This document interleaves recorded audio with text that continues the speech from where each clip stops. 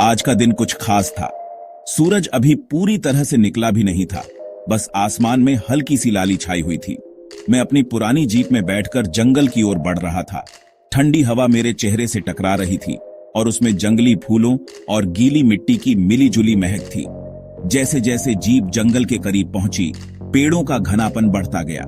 सड़क के दोनों ओर ऊंचे ऊंचे साल और सागौन के पेड़ ऐसे खड़े थे जैसे किसी कहानी के पहरेदार हों।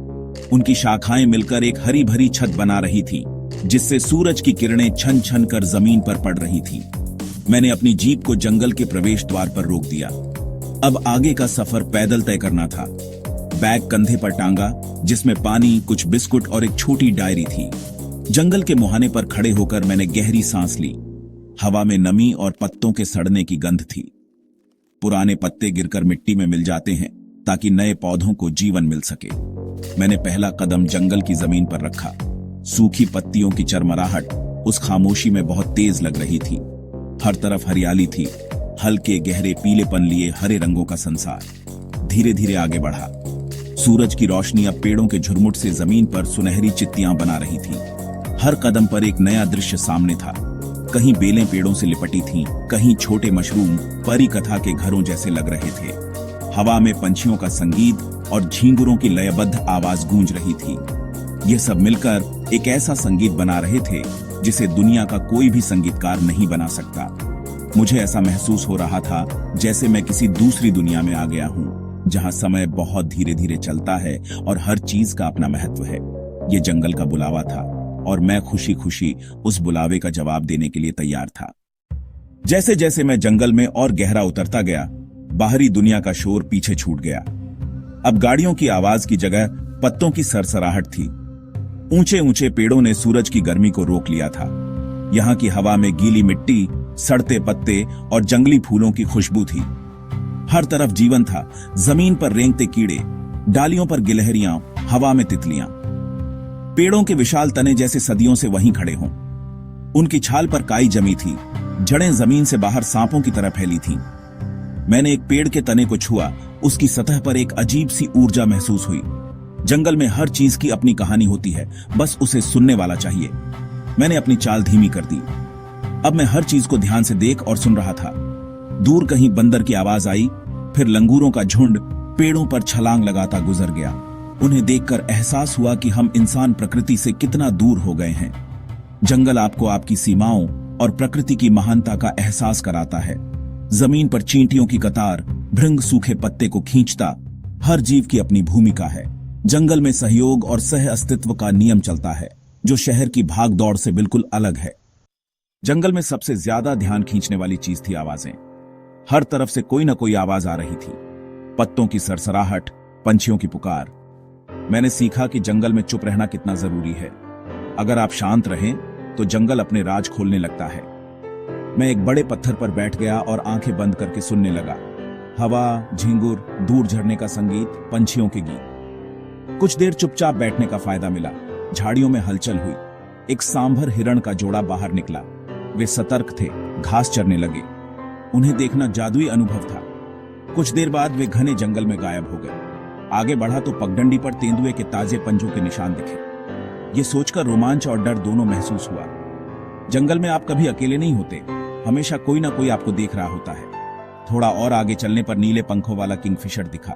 वह नदी में गोता लगाकर मछली पकड़ लाया। प्रकृति की सटीकता और संतुलन हैरान कर देने वाला था। डायरी में किंगफिशर का चित्र बनाया। जंगल हर मोड़ पर छोटे छोटे उपहार देता है। जंगल के बीचों बीच एक छोटी सी नदी बह रही थी। पानी इतना साफ था कि नीचे की मछलियां दिख रही थीं। पत्थरों से टकराकर बहते पानी की आवाज पूरे माहौल में संगीत घोल रही थी। मैं जूते उतारकर नदी के किनारे बैठ गया, पैर ठंडे पानी में डाल दिए। नदी जंगल की जीवन रेखा है। सारे जानवर और पंछी यहीं पानी पीने आते हैं। गीली मिट्टी पर जानवरों के पैरों के निशान थे। हिरण, जंगली सुअर, शायद भालू के भी। तितलियों का झुंड पानी के किनारे की मिट्टी से खनिज चूस रहा था। उनके पंख धूप में चमक रहे थे। अचानक पेड़ों के बीच हलचल हुई। हाथियों का झुंड नदी की ओर आया। बच्चा अपनी माँ की पूंछ पकड़कर चल रहा था। वे शांति से पानी पीने लगे। बच्चा पानी में खेलने लगा। यह दृश्य मनमोहक था। नदी का किनारा मेरे लिए सिर्फ एक जगह नहीं, बल्कि एक एहसास बन गया था। असली खुशी और शांति ऐसी ही छोटी छोटी चीजों में है। जैसे जैसे दिन ढलने लगा, मैंने वापसी का रास्ता पकड़ा। जंगल में शाम जल्दी हो जाती है, अंधेरा तेजी से फैलता है। मैं अपने ख्यालों में खोया आगे बढ़ रहा था कि अचानक पगडंडी पर पड़ी एक मोटी लकड़ी हिली। वह लकड़ी नहीं, एक बड़ा सांप था, शायद भारतीय अजगर।